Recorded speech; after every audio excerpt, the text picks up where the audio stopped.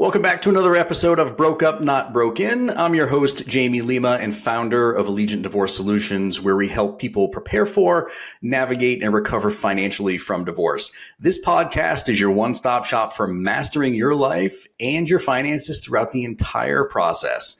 In today's episode, we're going to be speaking with Andra Davidson, a strength-based, collaboratively trained professional divorce coach and mediator, fiercely committed to helping men and women who are tangled in the web of divorce to rediscover their confidence, reduce conflict, and move unapologetically towards a fulfilling future. Today, we're going to be discussing strategies for navigating the challenging waters of divorce with resilience and financial wisdom. So grab a cup of coffee or your beverage of choice, buckle up, and let's once again get you financially and personally empowered. Andra, it's so great to have you here with us today.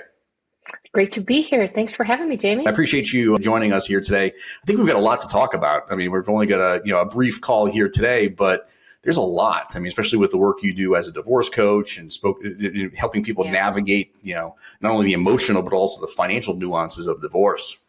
Yeah, there is so much. And as I know, you've been through this personally. I've been through it personally. We really have a sense of how overwhelming the whole process can be, and that looking at it in its entirety so that you can break it down into manageable pieces, knowing that overwhelm is understandable and nothing to be ashamed of. It just is what it is. That's part of the process. So knowing that and addressing it by breaking it down into little manageable pieces can be a big help. 100%. And I really wish I would have hired someone like you to get me through my own divorce. I wish I would have too. Yeah. I didn't know about me either. So craziness, right? I mean, like if you listen to any of, the previous episodes, I bring this up a lot, where it's like I really wish that I had someone like you in my corner. And I did have a therapist, to help me kind of on the psychological aspect of things. But, that was like a 1 hour, or 45-minute conversation one time a week or whatever it was. But really having somebody like you to shepherd me through the process would have been ideal. But for those that don't know what a divorce coach does specifically, can you kind of walk us through that? Yeah. In fact, I was going to say that's a great jumping off point, actually, because there tends to be some confusion around the difference between coaching and therapy. And I think it's really important for people to understand the difference. And I'm happy to give a little, 101 on what divorce coaching is. But divorce coaching is a very flexible, goal-oriented process that differs for each person, because everybody's divorce is unique. As you know, every situation is a little bit different. People come to it with different history, background, primary issues. Some pain points, that you experience might be entirely different than what I went through or what somebody else is going through. So the idea with coaching is to do what I sort of talked about in the beginning there, reduce that overwhelm into manageable pieces and make a plan. And like you said, help shepherd each person through it. So that can look like helping them to build their team, helping them to navigate communication, co-parenting, get organized, ask the right questions, figure out how to best utilize their professional team. That can be a really big one when you're sending your attorney, for example, 5 different emails a week about, all kinds of different things, that your bills can start to escalate really quickly. So some help, I always say it's a little bit counterintuitive to add another team to bring your costs down, add another team member to bring your costs down, but it actually does do that, because when you get really organized and you start utilizing people for their area of expertise, it's most definitely to your benefit. So that's a very broad definition of coaching. It's a very flexible, goal-oriented process that's specific to each person and can look different for each person. There is a big difference between coaching and therapy. As you mentioned, a therapist, you're often meeting with someone maybe once a week. A lot of times therapists, as they should be, are looking backwards, right, at your history, your patterns, your behavior choices, your relationship choices, to help you get an understanding of what brought you to this point, and then to evaluate what choices you might want to make the same or different going forward. And that's really important. They might also be doing a diagnosis. They might also be recommending medication in some cases. None of those things are happening in coaching. Mm-hmm. So it can complement your therapist really beautifully, but it's not the same thing, because your divorce coach is often with you right in the minute, in the thick of things on a day-to-day basis. My private coaching clients have almost full access to me, meaning they text me, they call me, they email me, they let me know if something comes up, and we respond in the moment. So that's very different than the relationship that people have with their therapist, where, you wait for that next week out to have another conversation with them. We're really in the thick of it each day. Yeah. And you brought up a good point earlier where you said it sounds counterintuitive to add all these people to the mix, so to speak. But having walked this path myself, just like you, looking back, I know had I had someone like you in my corner, and maybe even hired my own financial planner, even though I'm a certified financial planner and been doing this work for 20 years myself, having just a neutral third party, a second set of eyes on things would probably have saved me so much time and emotional turmoil and money and everything else in the long run. And it's hard to see your own challenges and issues the way you might see somebody else's. So I think that's probably really valid, that it's hard for you to have looked at your own things and separate yourself the way you might be able to do for another client. Incredibly challenging. And that's why I tell people all the time, like, that's where, creating team you is essential in divorce, and, having the therapist and having the divorce coach. And of course, many of us can't get through the divorce process without having the legal help.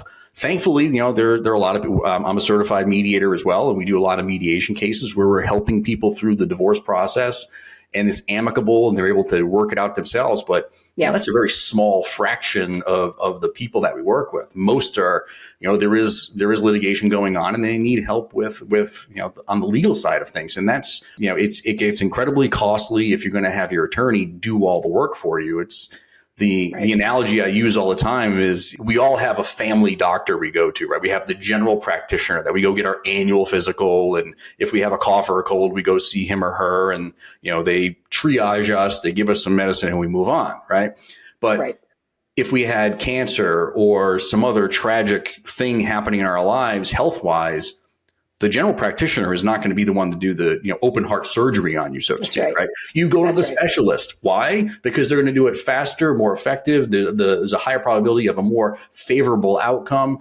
All these reasons, right? And so many people make the mistake that they use their attorney as that general practitioner, so to speak, in the divorce case. And that attorney doesn't know anything about finances half the time. Is certainly not going to help you on the emotional aspects of things. Right.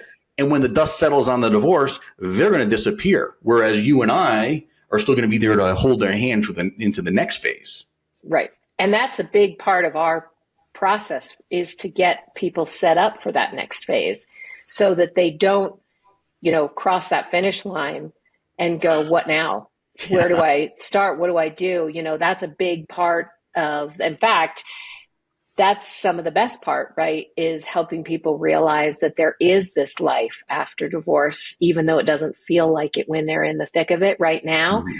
But there is a life, and things can be better than they probably ever expected. As surprising as that is to hear for most people who are buried by the realities of the process at this time, having a coach to help you, or I should say a CDFA, financial support to help you see that, there is a horizon. Keep your chin up. There are going to be some good things that occur. That's partly what I see as my job, is to help people regain their strength, find their confidence again, remember that they're worthy of a fulfilling future. They deserve that. We can feel so depleted and so low during divorce, and our confidence is shot. We don't feel like we're ever going to be attractive to anybody again. How are we ever going to get out there? Why would anybody ever want to date me again. I feel so, bad about myself. Changing that and having somebody cheerlead for you a little bit, be your advocate, remind you that you really are worthy and have a lot of amazing attributes that other people will hopefully come to see as well, is something I love doing. That's a big part of what makes my job really fulfilling. When you're in the throes of it, though, how do you help, or like, what are some of the things that people can think about, and maybe even some actionable steps people can take to just maintain that level, like resilience, right? Resilience is a theme that we talk a lot about in the show with other professionals and myself. Like, but when you're in the throes of it, it's so hard to like some days just to get out of bed. Never mind start thinking about like, oh well, what do I want to do 2, 3, 5 years after the divorce is over? It's like I just want to get through today. Yeah, so true. Right. Today sometimes is just the only obstacle you can deal with, one thing at a time. So I have a lot of strategies that I use with clients to help them develop that resilience. So I love that question. The first thing is everybody needs a support system, right? Nobody should have to do this alone. And I know you say that a lot. You're not alone as you talk to your listeners. And I say the same thing. You shouldn't have to do this alone. People feel like that's a sign of weakness, that they need a support system, or, they should be tough enough to do this on their own. And I just completely disagree. And one of the things that I really advocate for with clients is to help them set up a very thoughtful and organized support system. So for example, I like to help people identify what are your needs right now during this time. So for example, if you have little kids at home, maybe what you really want is to have dinner at home every night. Or maybe what you really need is to get a workout in every morning, or that dinner is too overwhelming. So let's just take those couple examples. Setting up a support system strategically might mean aligning your asks with those priorities. So if you know that what you need is to be home for dinner every night, that's your recharge time with your family, your kids, maybe you set yourself up, your work schedule, so that you get your other things done in time to be home for dinner, that you're very thoughtful about your schedule so that can happen. Maybe when people ask, is there anything I can do for you? It's to bring dinner so that when you get home from a long day at work, it's not something you have to think about or do, but that you actually then just get to sit down and have that time with your kids. Or can you wake up, 30 minutes early, even if it is a walk around the block, but just that changes your perspective and gives you the ability to do something for yourself. Those alignments where you're figuring out what your priorities are and then setting up your support system to meet those needs can be really useful as a way to do that. The other thing that I really love to do is to help people create a divorce and a personal mission statement. So this is a little bit unique, I think, but we've all heard of personal mission statements. People have them a lot, and certainly in business, and companies have them, of course. But I really like to take that same idea and apply it to this time in your life. This is a really unique and limited and challenging time in your life. So what kind of values and goals and specifics can you put around it in order to guide you as you go through it? So what I mean by that is if you've come up with some of your goals are that you want to be a healthy co-parent. I'm going to use that because it's one that comes up a lot. I want to be a good co-parent. I want to minimize the impact of this on my kids. So how might you do that when push comes to shove, when you're making decisions, when you're actually faced with a difficult decision and that mission is in the back of your mind and you use it as a sounding board for yourself as you make decisions? It makes them a lot easier because it's much easier to evaluate, is this going to get me to my goals? Is this a reflection of the values that I've said are most important to me during this time? Is it going to help me to get where I want to be? The answer becomes much more readily available than if you were to evaluate each situation as it comes up. Because we're often so depleted that it's really hard to make the best possible decision over and over and over again. But when you have a clear mission statement that's guiding you through this process, it's so much easier.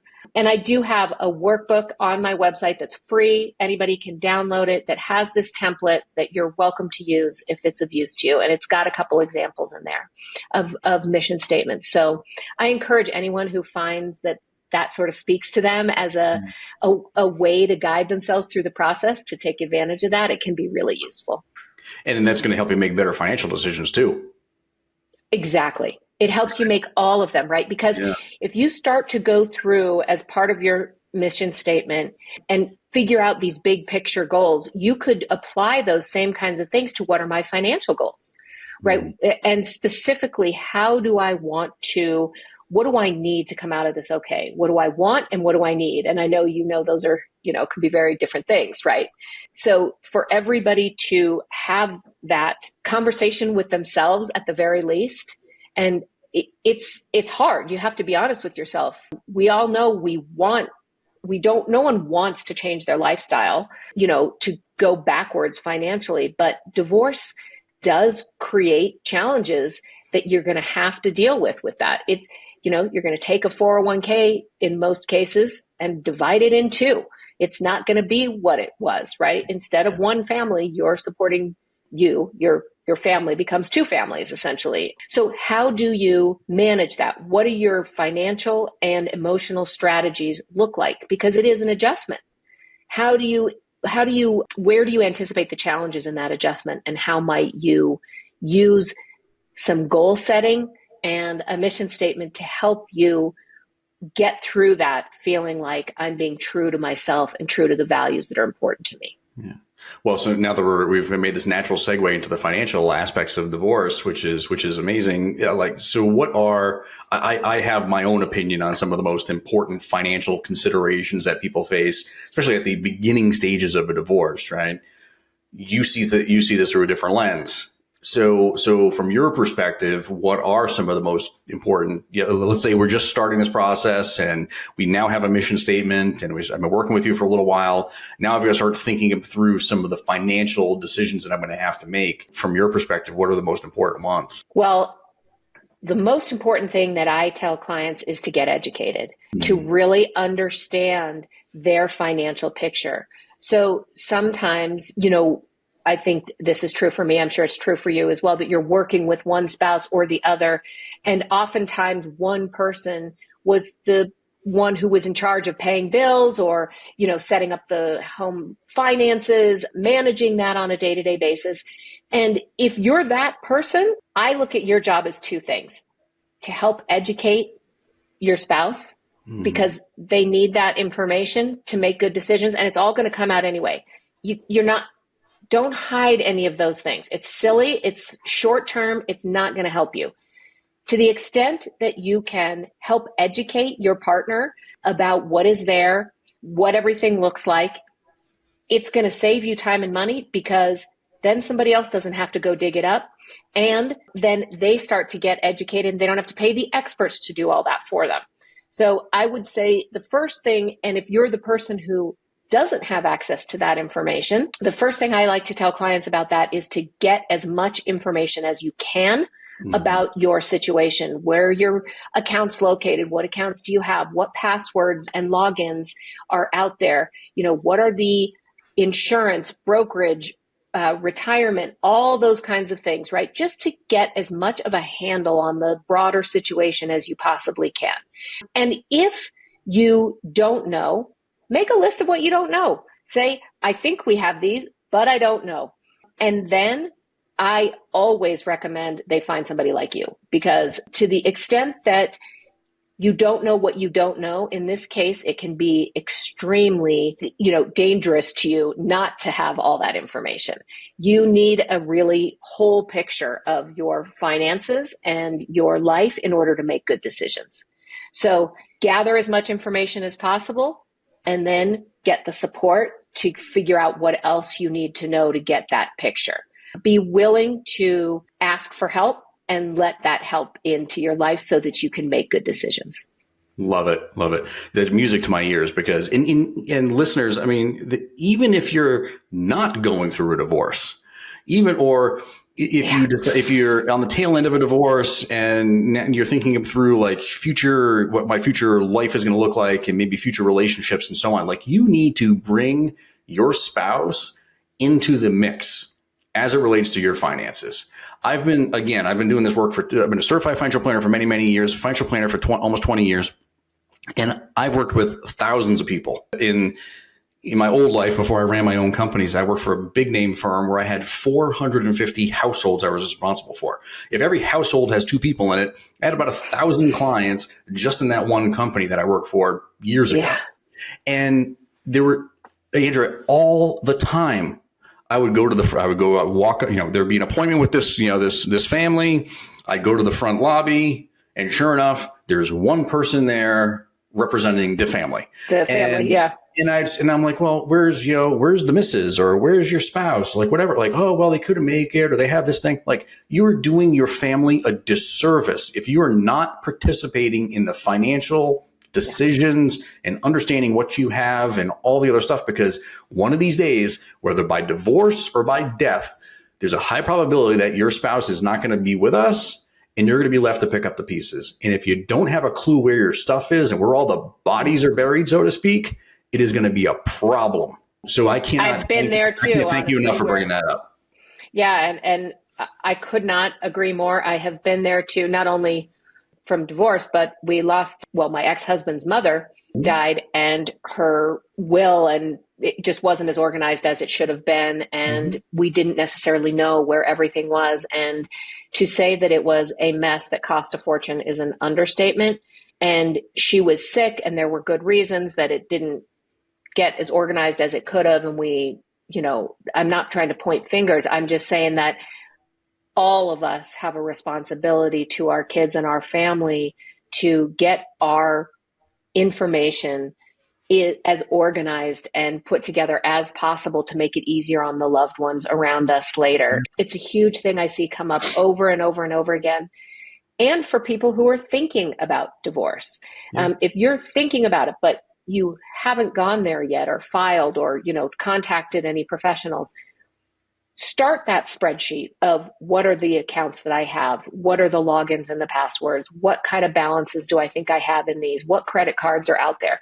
Start making that list. I always recommend that as a really important first step when people say, I'm not, ready to move forward yet. What should I be doing to get prepared? Digging into your finances, I think, is step one. Yeah. Really understanding the landscape so that you can make good decisions for yourself is so important. And if you don't have the information, like you said earlier, it's okay. It's better to know what you don't have and write that down and ask questions about it later. Right. People come to us, and like we have, I don't know, 40 or 50 cases or something going on right now. And there's so many of them that are just in a stalemate because people are like, well, I don't really have the information, so I have to get this. Like, it's like, okay, just no problem. Just send us what you do have, and let us put we're building a puzzle, right? And anybody out there that's built a puzzle, whether it's, one of those little kid ones where there's 10 pieces, or whether there's like one that my wife would build where, there's like 1,000 pieces, which would take like 4 days to put together. You're still usually starting by putting the pieces together on the outside, right? That's what we do. So send us the account statements, send us the tax bill, the tax return from last year. Let's just start putting that framework in place, and we can figure out what's missing later. And I think it's an amazing point, because so many people are like, well, I've got to get, we send them a list of, 10 or 15 things that they need to start gathering.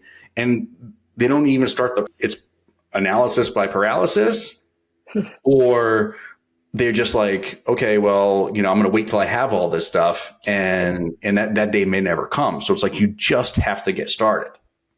It's so, I think part of the challenge of divorce is that there's societal shame and overwhelm associated with it. And I think this can be in that category, honestly. People sometimes feel ashamed that they don't have access to that information, or, embarrassed that they don't know where to look, or that they haven't been more of a participant in this important aspect of their family's lives up to this date. But I really would encourage anybody who's in that boat to be kind to themselves as you go through this process. You're not the first, you won't be the last. And there are amazing people out there like Jamie helping you to assemble that puzzle. And it's okay to say, this is as much as I have right now. Sometimes it's so overwhelming that we do get paralyzed. And that can be with different aspects. For a lot of people, it is the financial component of divorce. For others, it's the parenting plan or, figuring out how to sell their house, for example, if that's been something that's important in their lives.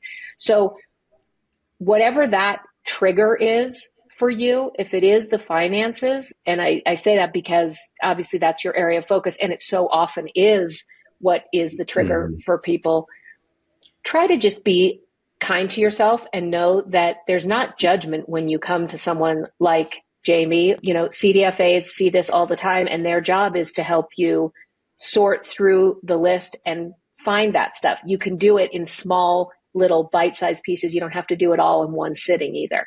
Just to start somewhere will hopefully give you the confidence to know, okay, this isn't quite as bad as I thought it was, and I can find out these other pieces and I'll put it all together. It may not happen, in 3 days' time, but it could happen in, 3 weeks or 4 weeks' time. And that's fine.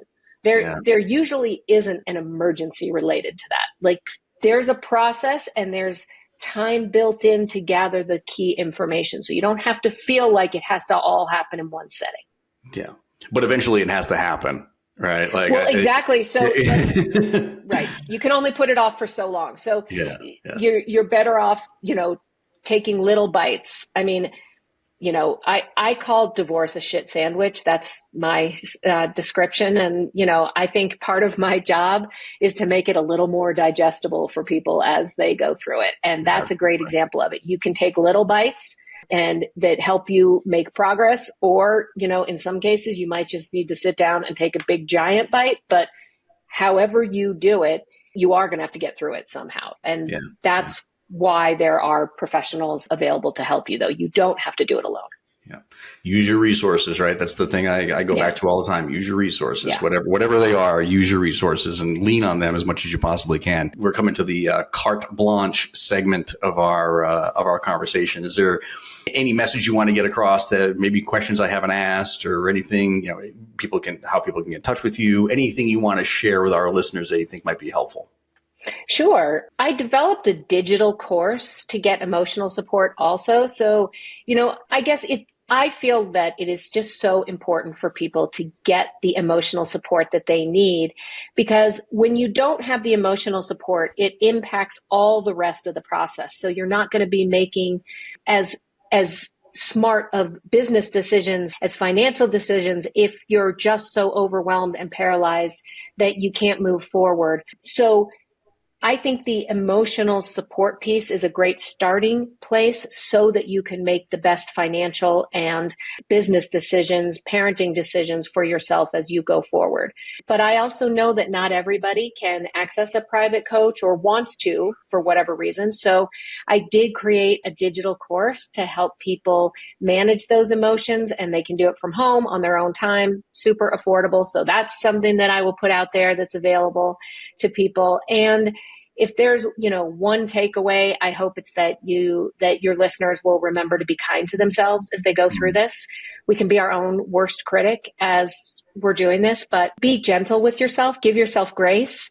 This is a really difficult life process, and you deserve a little bit of peace and support and kindness, the same way you would treat probably your best friend or your sibling, somebody that you really care about if they were going through it. Try to talk to yourself that same way, because it's not easy for anybody. And hopefully you can be kind to yourself as you go through it so that you set yourself up for the future you deserve. Yeah. And people can get access to the workbook and the worksheet that you mentioned earlier just through the website, right? Can you remind me again the website? Yes, it's betterthanbeforedivorce.com. Got it. Lots of free resources and stuff there. And I'm always happy to offer as many as I can to people. I feel like that's an important just starting place. And then you can pick and choose what works for you. Yeah. Well, I appreciate you sharing all that insight today. It's always good to have a good divorce coach on here. And I know a few of you, and it's been a great experience talking with folks like you and having these conversations. It's the work you're doing is amazing, and I'm super appreciative of it. Like I said, I should have hired same you. To you. I love teaming up with good professionals because we all complement each other in the areas and help people get through this whole big giant, challenge. Shit show. Shit show. Shit show. Divorce is a shit show for the most part. But thanks again for sharing all that with you today. Listeners, don't worry. We're going to put all the links to Andra's social media content and the link to the workbook and the website and everything else. That'll all be in the show notes for you to download and access once this show airs. For those of you that need any guidance on the financial complexities of divorce, don't hesitate to reach out to us at Allegiant Divorce Solutions. You can visit that website at allegiantds.com for more expert advice and additional free resources, as well as Andra's. Don't forget to subscribe to our podcast for more insightful conversations like this. And until next time, stay empowered and informed as you navigate this shit show of a journey.